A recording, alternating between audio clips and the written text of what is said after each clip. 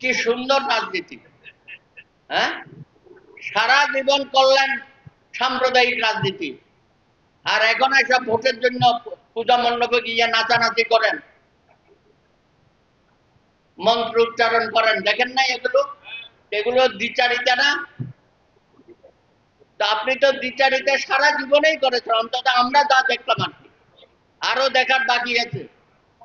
দয়া করে বিএনপির সাথে লাগালাগি করতে যাবেন না।